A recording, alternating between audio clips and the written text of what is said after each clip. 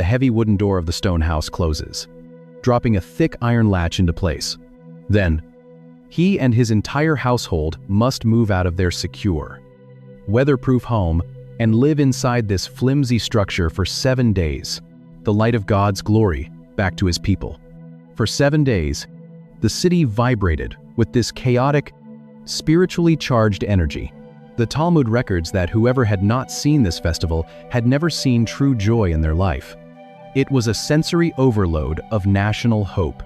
Into this loud and overwhelming atmosphere, one man decides to stand up and interrupt the entire spectacle. On the last and greatest day of the feast, just as the water was being poured, the silence of the temple was broken. The seventh day of the festival was not like the others. It was known as Hoshana Rabbah, the Great Salvation. On this final morning, the tension in the temple courtyard reached its breaking point. Instead of circling the bronze altar once, the priests marched around it 7 times, just as Joshua's ancient army had circled Jericho. The sound of the silver trumpets was deafening. The rhythmic shaking of tens of thousands of palm branches echoed like a massive, approaching storm. The crowd's unified cry for deliverance bounced off the heavy stone walls. Then, a sudden, expectant hush fell over the massive assembly. The high priest lifted the golden pitcher. This was the absolute climax of the Jewish religious year. Every eye was fixed on the silver basin. The silence was meant to be sacred, but the silence was shattered. We usually call this the Feast of Tabernacles.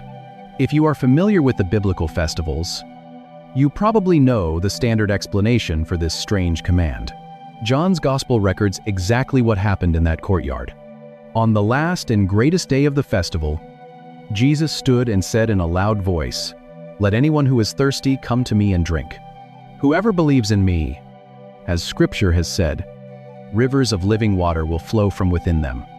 We often read this verse today as a beautiful, disconnected piece of spiritual poetry. But to the original audience standing on those stones, it was a theological earthquake. Jesus was not offering general spiritual advice. He was deliberately interrupting the most sacred moment of the national liturgy to make a staggering claim. For 7 days, the people had been pleading with God to pour out water from heaven. They were remembering the rock that Moses struck in the desert to keep their ancestors alive. They were begging for the winter rains to save their upcoming agricultural harvest. They were crying out for the Holy Spirit to finally heal their fractured nation. And right at the precise second, the water is poured. Jesus stands in the middle of the crowd and essentially says, "I am the answer to your prayer." He is telling them that they do not need to look to the golden pitcher. They do not need to rely on the water drawn from the pool of Siloam. He is the true rock in the wilderness. He is the source of the living water that the ancient prophets promised would one day flow from Jerusalem to heal the world. It is usually described as a historical memorial, a kind of ancient religious camping trip. God wanted the Israelites to remember how their ancestors lived. Notice the profound shift. The priests were pouring water onto a cold stone altar. Jesus promises to place a permanent river of water within the human heart. The ritual offered a temporary, repeating symbol. Jesus offered a permanent, internal reality. He takes the entire massive architecture of the Feast of Tabernacles, all the history, all the ritual, all the political desperation, and collapses it onto himself. He is telling the people that the true provision they are begging for cannot be found in their temple structures or their agricultural mastery. It can only be found in his presence. Up to this point, the question has been historical. Now it becomes intensely personal. The people had already stepped out of their stone houses to sit in vulnerable booths, remembering their dependence on God. But Jesus is confronting them with a new vulnerability. Will they trust in their elaborate, familiar religious rituals? Or will they trust in the man, standing right in front of them? The authorities were furious. The crowd was instantly divided. Some declared he was the true prophet. Others wanted him arrested on the spot. Jesus had claimed to be the water, intercepting their deepest prayer for provision. But the festival still had one more major ceremony left to fulfill. The water had been poured out, but as the afternoon faded, in temporary tents during their 40 years of wandering in the wilderness, entirely dependent on daily provision from heaven, and night fell over Jerusalem. The giant lamps in the court of the women were about to be lit. As the sun dipped below the Mount of Olives on the final nights of the festival, the shadows covering the court of the women were suddenly pushed back. Young priests scaled heavy wooden ladders to the top of 4 massive golden lampstands. When they ignited the wicks made from the torn, worn-out linen garments of the priesthood pillars, of fire roared into the night sky. The glare was so intense that men danced beneath them with burning torches, and the massive stone walls of the temple reflected a blinding golden light across the city. It was a breathtaking, sensory masterpiece. It was meant to remind the people of the towering pillar of fire that had protected their ancestors in the dark, hostile wilderness. But this spectacular temple fire shared the exact same theological design as the leafy roof of the fragile booth. It was inherently temporary. The massive flames required constant, exhausting human maintenance. The priests had to haul the heavy clay jars of oil. They had to rip and weave the linen wicks. They had to strike the spark. And when the 7 days of the festival finally ended, the maintenance stopped. The oil ran dry. The embers cooled. And Jerusalem was handed back to the cold, political darkness of the Roman occupation. The familiar interpretation is not entirely wrong. It is simply incomplete. The problem is not the history. The problem is the timing. The euphoria of the festival evaporated, leaving the people exactly where they started, waiting in the dark. Into this fading light, Jesus speaks again, in the 8th chapter of John's Gospel, immediately following the events of the festival. Jesus is teaching in the temple treasury. He is standing in the very location where the giant lampstands have just burned. The smell of charred linen and oil is likely still clinging to the stones. He looks at the people and declares, "I am the light of the world. Whoever follows me will never walk in darkness, but will have the light of life." Once again, he is claiming the physical architecture of the feast for himself. Jesus is exposing the limitation of their religion. The light the priests created was restricted to a single courtyard, and it only lasted for a week. The people had to travel to Jerusalem to see it, and when they went home, they left the light behind. Jesus offers a reality that outlasts the temporary rituals of the temple. He is telling them that he is the true pillar of fire. He does not need heavy wooden ladders, manufactured oil, or a priestly hierarchy to sustain his light. He is offering a permanent presence that goes with them into the dark. Long after the festival has ended, he had claimed the water. He had claimed the light.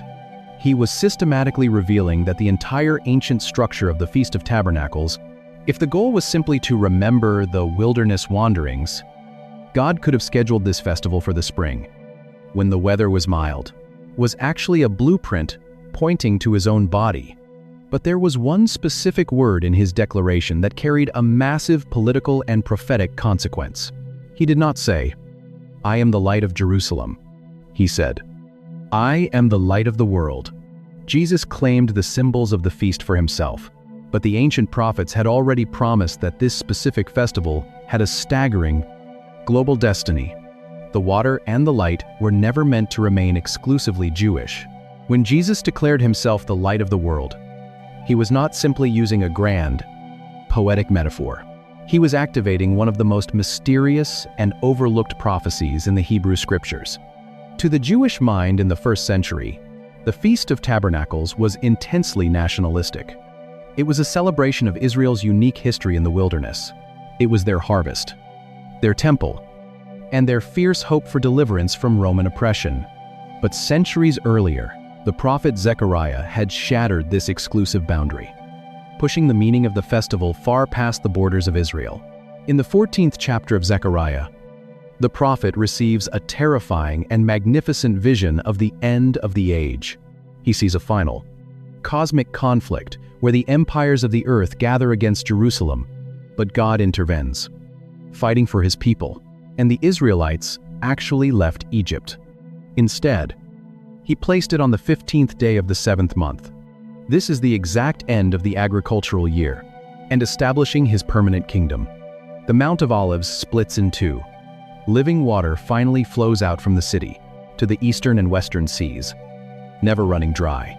And the Lord becomes king over the whole earth. But the detail that cuts deepest comes next. Zechariah reveals what the new world will actually look like. Then the survivors, from all the nations that have attacked Jerusalem, will go up year after year to worship the King, the Lord Almighty, and to celebrate the Festival of Tabernacles. Notice what keeps repeating in the biblical architecture. Why Tabernacles? Why not Passover? Why not the Day of Atonement or Pentecost? The biblical calendar is a prophetic timeline. Passover represents the beginning of the journey, the moment the blood on the doorpost brings deliverance from slavery. Pentecost represents the middle of the journey, the giving of the law and the Spirit. But Tabernacles is the end. It is the final autumn harvest. Zechariah is painting a breathtaking picture of cosmic reconciliation.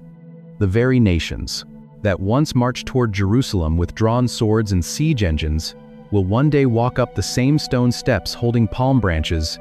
It is the very week the final, massive autumn harvest is brought in. The contradiction is hiding in plain sight. Former enemies will stand together under the fragile roofs of the temporary booths, acknowledging that their massive empires and military power were just as flimsy as dying leaves. They will confess that they are entirely dependent on the true King for their water, their light, and their survival. This is the global destiny of the festival. It is the ultimate ingathering of humanity. When Jesus stood in the loud, chaotic temple courtyard and offered living water and eternal light to the world, he was announcing that this final harvest had officially begun. Step back and look at the scale of what has happened. The journey that began with a single Hebrew farmer sitting in a leaky booth at the edge of a harvested field ends with the entire global population gathering under the covering of God. The temporary wilderness memory expands into an eternal, worldwide reality. This cosmic future is stunning. It offers immense, anchor-like hope, but it also creates an immediate, uncomfortable tension. We do not yet live in the fully realized Messianic age. The nations are still raging. The geopolitical world is still violent. Just when a family's storehouses are completely full, just when their homes are most comfortable, and just when their financial security is at its absolute peak, the physical bodies we inhabit are still breaking down, and the storms of life still blow through our carefully constructed defenses. We can read Zechariah's prophecy and feel the warmth of the future light.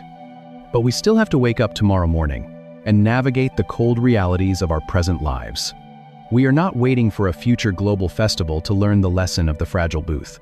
You may not be an ancient agricultural worker measuring grain in the hills of Judea, but you understand the architecture of control. We spend our lives building modern stone houses. We construct elaborate, invisible structures to keep the unpredictability of the world on the outside. We use savings accounts, career trajectories, carefully curated reputations, health regimens, and predictable routines. We desperately want the heavy wooden door. We want the iron latch dropping into place, proving to ourselves that we have finally secured our future. And just like the ancient Israelite, our greatest spiritual danger is often not our failure, but our success. When the accounts are full, when the career is climbing, and when the family is healthy, the ancient amnesia sets in. We look around at our carefully managed lives and silently whisper, "My power and the strength of my hands have produced this." They are ordered to abandon their stone walls. They must sleep under a roof of dying leaves that cannot even keep out the autumn rain. The modern stone house does its job perfectly. It insulates us from the cold wind, but it also insulates us from the daily, desperate need for grace. We mistake a predictable environment for actual peace. Then, an autumn storm arrives. A medical diagnosis shatters our carefully planned timeline. An economic shift erases a decade of security. A sudden, quiet fracture appears in a marriage. The heavy walls we spent years building suddenly offer no defense against the anxiety keeping us awake in the dark. The roof leaks. We realize with terrifying clarity, that we were never actually in control. This is where the theology of the Sukkah becomes intensely personal. When a crisis hits, the natural human instinct is to panic and try to build thicker walls. We try to manipulate the situation, control the people around us, and furiously patch the holes in our fragile plans. We want to force the world back into a predictable shape, but the Feast of Tabernacles offers a completely different mechanism for survival. God's invitation is not to rebuild the illusion. His invitation is to step outside and sit in the booth. What are you trying to control? What is the pressure revealing about where your security actually lies? What have you mistaken for faith, when it was merely reliance on a comfortable routine? God is not asking you to romantically embrace suffering. Inside, the air is thick with the sweet scent of crushed grapes, pressed olives, and dried figs. The brutal labor of the agricultural year is finally finished. To step into the Sukkah is to deliberately surrender control. The cold night air easily cuts through the branches, nor is he promising that your specific circumstance will instantly resolve if you simply pray harder. But he is asking you to confront the illusion of your own harvest. The practice of the Sukkah is the deliberate choice to stop fighting the vulnerability of your situation. Recognize what is happening. Name the fear honestly. When you feel the panic of losing control, use it as a trigger to walk out of your mental stonehouse. Release the desperate need to fix the unfixable. True faith is not the absence of fear, but the presence of God within it. It is the willingness to sit in the uncomfortable present, looking up through the gaps in your failing plans, and trusting that the God who provided manna in the ancient wilderness is still providing today. You do not need to hold the roof together. You only need to trust the one who holds the stars. This is not ultimately a story about our ability to manage our lives. It is a story about abandoning the heavy burden of control. But sitting in the cold wind of a temporary shelter is deeply exhausting. Human beings were not designed to remain completely exposed forever. The vulnerability will not last. The temporary booth is a vital teacher for the wilderness. But the journey has an ultimate destination. The sounds of the surrounding fields are uncomfortably close. The thin walls offer no defense against thieves, and the leafy roof offers no shelter. Step back and look at the entire architecture of this ancient festival, from a quiet agricultural field in ancient Israel to a deafening, politically charged courtyard in Jerusalem, to a promised global ingathering. The pattern remains unbroken. Throughout biblical history, God is constantly drawing his people out of their illusions. He forces them out of their self-made fortresses, so they can discover what actually sustains them. The Feast of Tabernacles compresses the entire human spiritual experience into a single week. It teaches us that the heavy stone houses of our own wealth and power are fundamentally fragile. It proves that our frantic efforts to manufacture our own light and draw our own water are only temporary. And it reveals that true peace is found only when we surrender our demand for control and accept the living water standing right in front of us. But the fragile booth was never intended to be our final home. The Bible does not end in a wilderness. It ends in a city. In the final chapters of the book of Revelation, the Apostle John sees the new heaven and the new earth. But the most striking detail of his vision is not what is present, it is what is missing. There is no physical temple structure. From a sudden storm, everything the farmer spent the last year building to keep the unpredictable world outside is suddenly rendered useless. There is no sun, and there is no moon, because the glory of God provides the light, and a loud voice cries out from the throne, declaring, "Behold, the tabernacle of God is with men, and he will dwell with them." Notice the profound shift in the architecture. God does not promise to build us a massive, indestructible stone house. He does not offer us a better, stronger sukkah. He says that he himself will become the tabernacle. The temporary shelter of branches and leaves is finally replaced by the permanent, unending presence of Christ. The vulnerability of the human condition is completely swallowed up by the absolute security of God's eternal dwelling. If you are sitting in a fragile booth right now, shivering in the cold wind of an unpredictable life, do not panic. The leaking roof is not a sign that God has abandoned you. It is a reminder that you were never meant to find your ultimate security in the temporary structures of this world. Your career, your wealth, and your carefully managed plans were always made of fading leaves. Let the illusion fall away. The pressure you feel is not meant to destroy you. It is meant to drive you out of your self-reliance. Why does God command His people to celebrate their moment of greatest wealth by moving into a state of maximum vulnerability and into the only covering that will never fail? At the beginning of our journey, a wealthy ancient landowner locked his heavy door and walked out into the cold autumn air.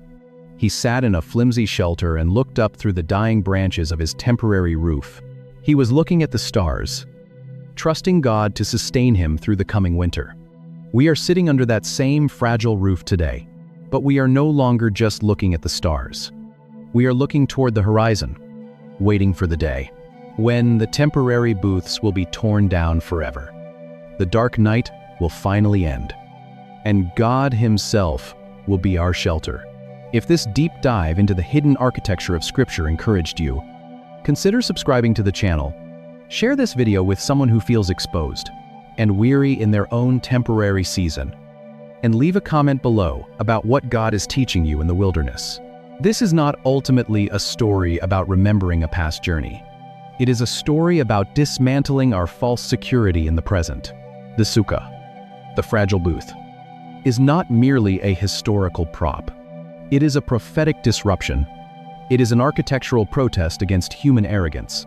The festival was designed to interrupt the illusion that we can ever truly protect ourselves.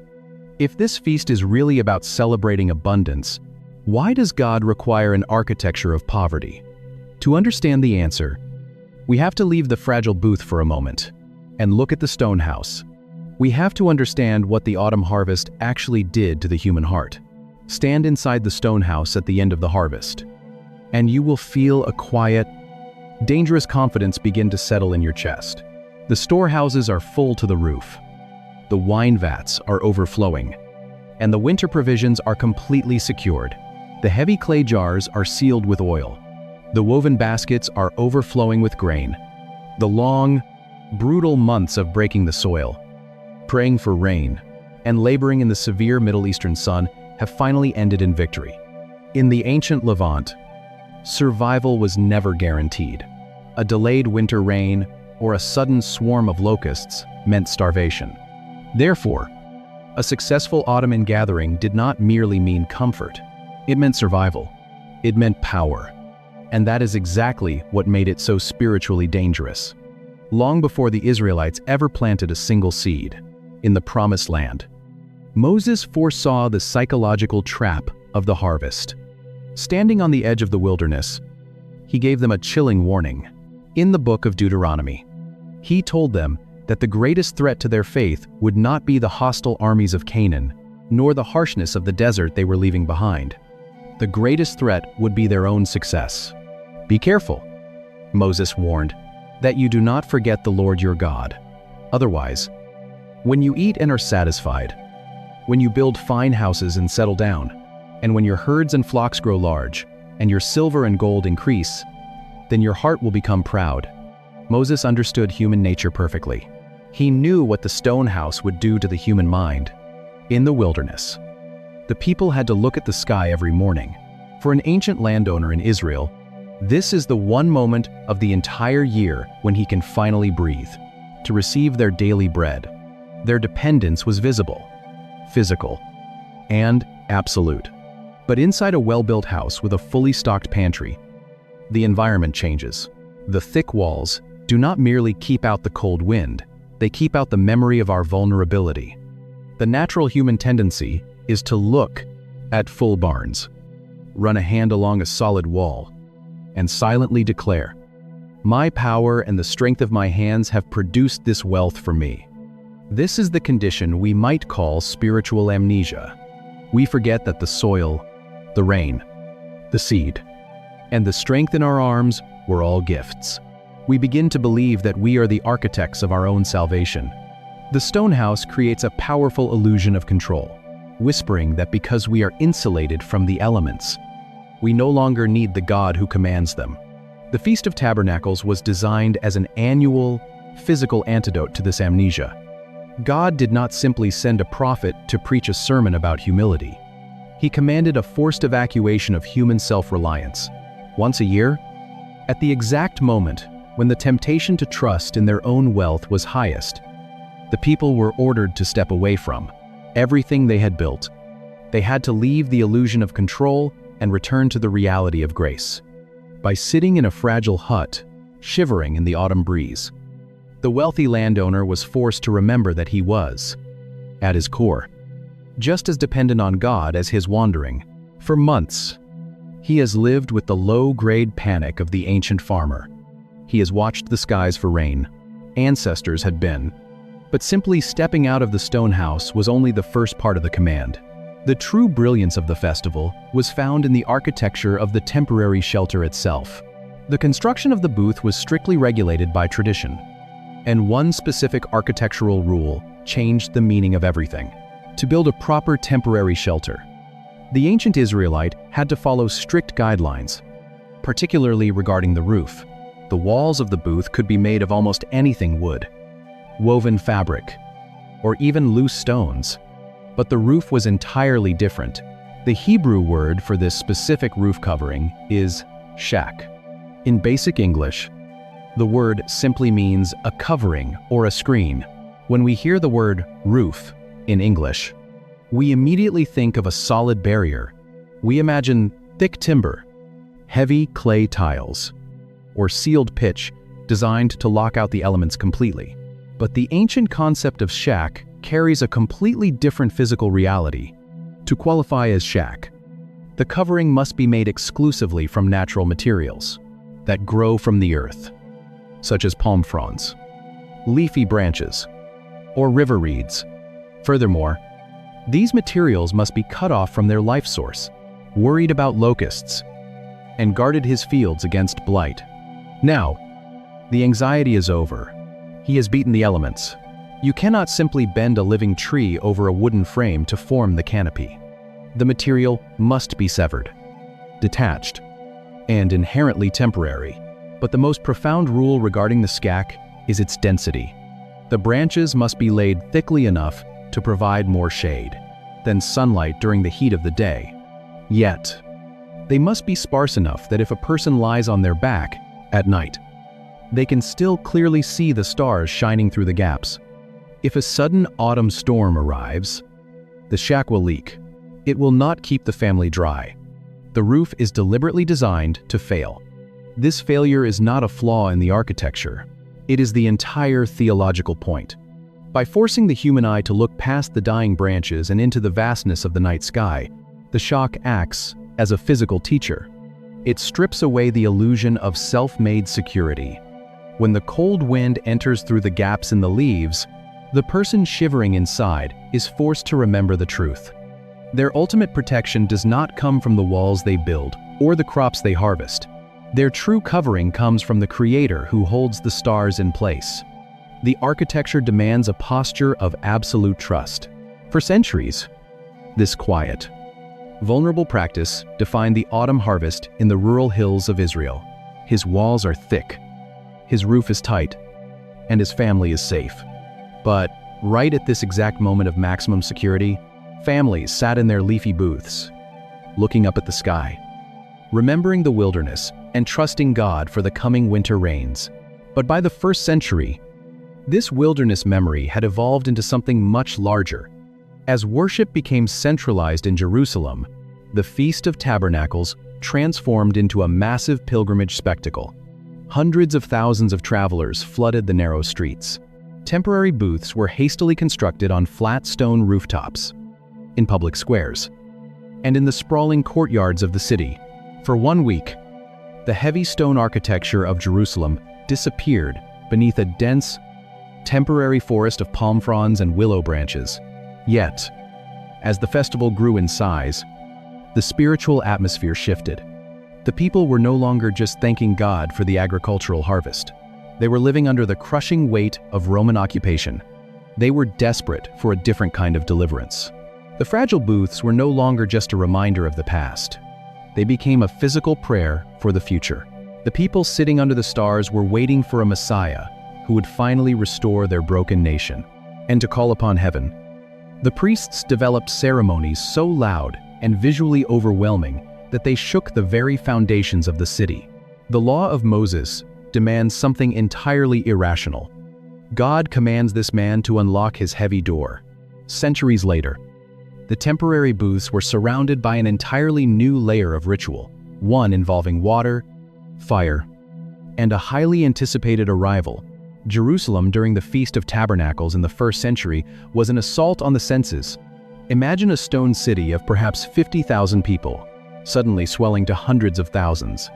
Every open space, every balcony, and every courtyard was packed with leafy shelters. But the absolute center of the spectacle was the massive architecture of the Temple Mount. By this time, the Jewish people were living under the heavy boot of the Roman Empire. Because of this political reality, the festival had evolved from a quiet rural harvest celebration into something far more intense. It was a national cry for deliverance. The memory of God providing water from a rock and leading them with a pillar of fire in the wilderness had birthed two massive new temple rituals: the ceremony of the water and the ceremony of the light. Every morning at dawn, a vast crowd gathered. The high priest, dressed in his ceremonial robes, led a procession down the steep stone steps of the city to the pool of Siloam. With a golden pitcher, he drew fresh, living water. The procession then marched back up the hill, entering the temple courts through the water gate. As he arrived, a chorus of silver trumpets blasted, and the crowd shook their lulav branches, tight bundles of palm, myrtle, and willow, creating a rhythmic sound like a rushing wind. The priest would ascend the ramp walk away from his fully stocked pantry, and go outside. He is told to gather branches, palm fronds, and willows, and construct a fragile, temporary shelter, a sukkah, great bronze altar. The crowd would chant from the Psalms, crying out, "Hosanna, save us now! We beseech you, O Lord." At the climax of the daily ritual, the high priest poured the golden pitcher of water into a silver basin on the altar, while another priest simultaneously poured a pitcher of wine. This was the water libation ceremony. On one level, it was a physical, desperate plea for the upcoming winter rains, without which the nation's crops would fail, and the people would starve. But it was also deeply prophetic. It symbolized the future outpouring of the Holy Spirit, the day when the ancient prophets promised that living water would flow from Jerusalem to heal the entire earth. Then, as the sun set, the focus shifted to the court of the women for the illumination of the temple. 4 massive golden lampstands stood in the courtyard. They were so exceptionally tall that young priests had to climb heavy wooden ladders to reach the golden bowls at the top. The wicks were not made of ordinary twine. They were made from the worn-out linen garments of the priests themselves. When the oil was lit, the massive flames roared upward. Ancient rabbinic sources claim the blaze was so intensely bright that it cast a glowing light into every courtyard in Jerusalem.